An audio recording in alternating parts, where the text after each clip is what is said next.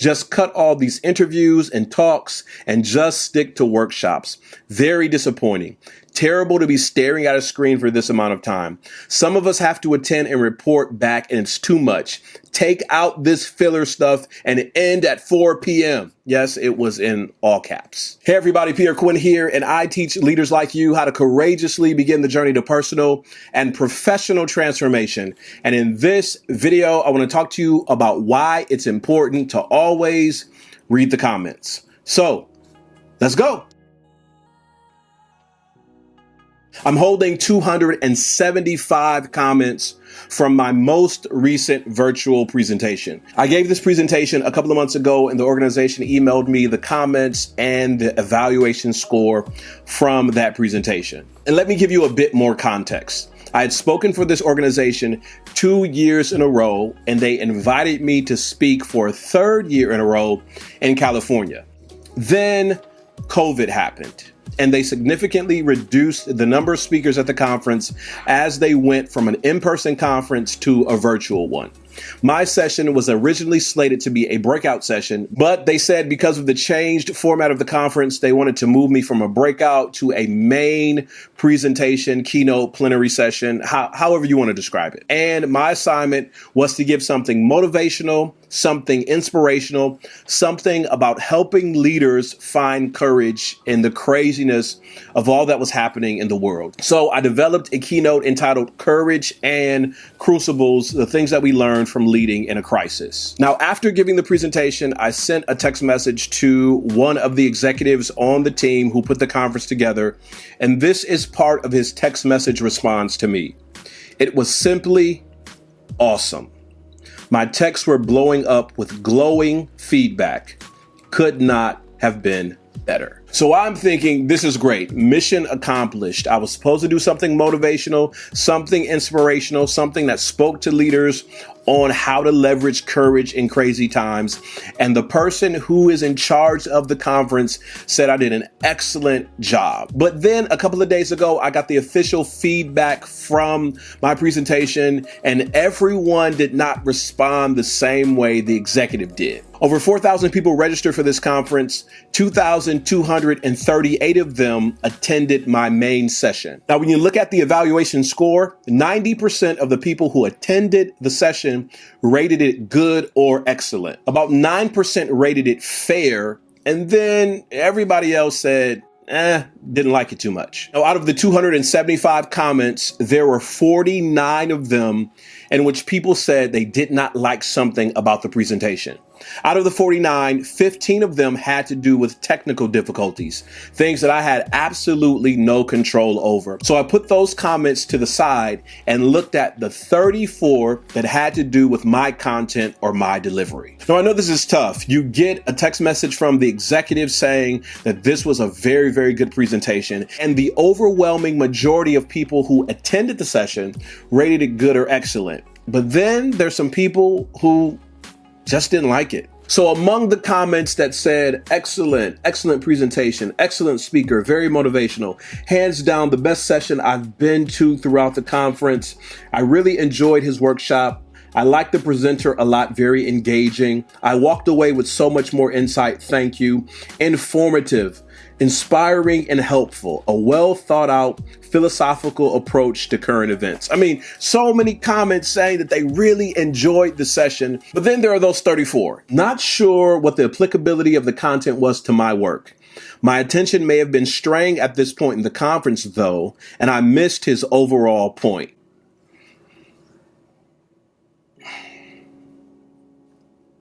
Okay.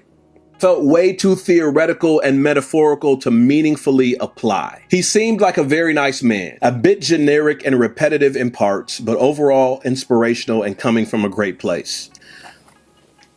A bit generic and repetitive.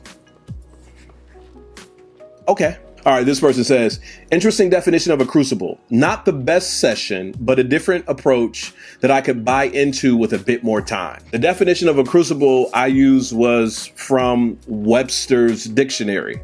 So, I don't know, a little basic. This is probably one of my favorite comments out of the whole thing. My butt and ears were getting tired by now. Learned little. He appears to be a hired gun to motivate us, but it didn't resonate.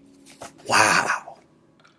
A hired gun to motivate. Well, guess it didn't resonate. Not my favorite session. I didn't find it added much to my skill set. Not really sure how this ties into our conference. Seemed to be more of a data statistics presentation at times. Okay. All right. This is another zinger. So the conference does not support these types of presentations. You have to realize we are home with our families and swinging 10-hour days. Very hard. These seem like filler. Just cut all these interviews and talks and just stick to workshops. Very disappointing. Terrible to be staring at a screen for this amount of time.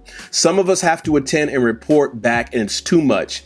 Take out this filler stuff and end at 4 p.m. Yes, it was in all caps. The session was a bit low on practical, useful tips, but was uplifting and educational about the human condition and fit well at the conference.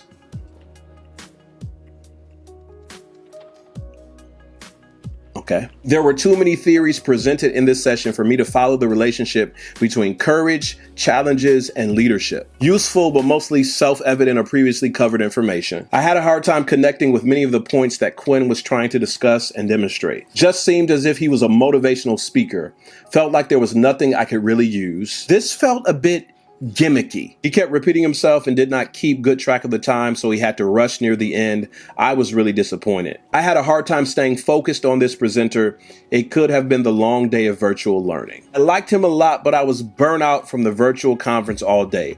My brain was tired and his material wasn't interesting enough to keep me engaged. Nothing really against Mr. Quinn, but why do we need a motivational speaker for this conference? Presenter is polished and effective, but this is too theoretical and motivational for my taste.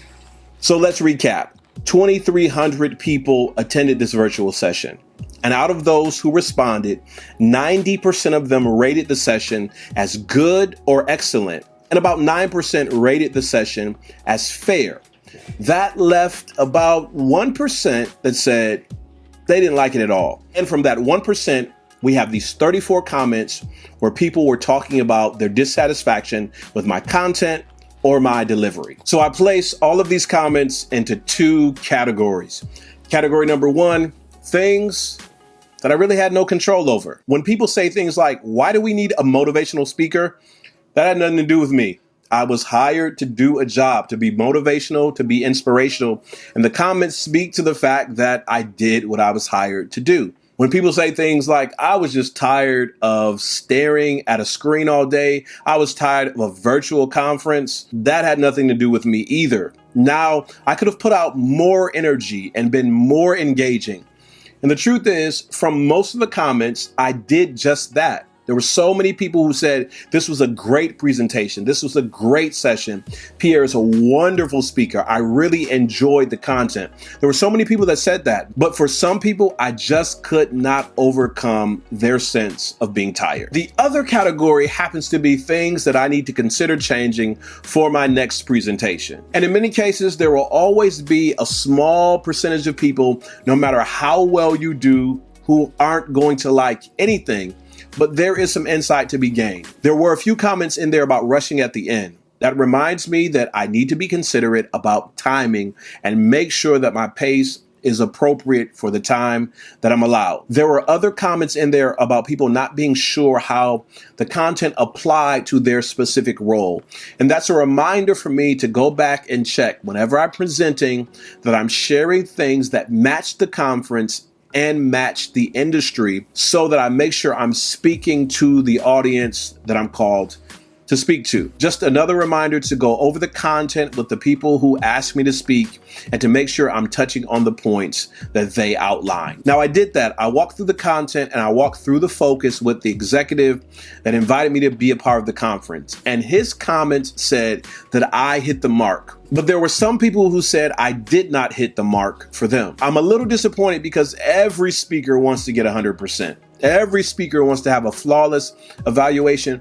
Every speaker wants to be able to say every single person walked away from my session and they loved it.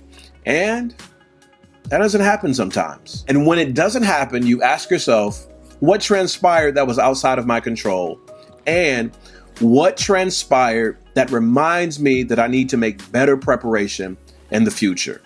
And here's the even if everyone loves it, there are always a couple of areas for you to improve, not just as a speaker, but as a leader. So take the time to read the evaluation. Take the time to comment.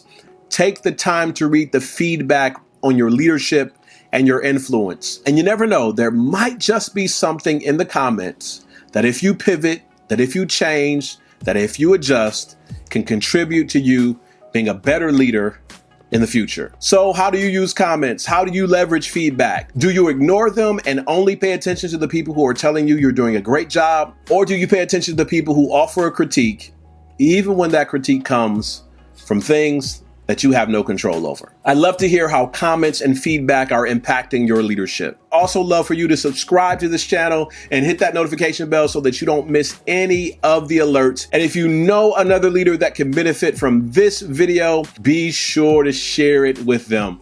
And I'll see you next time.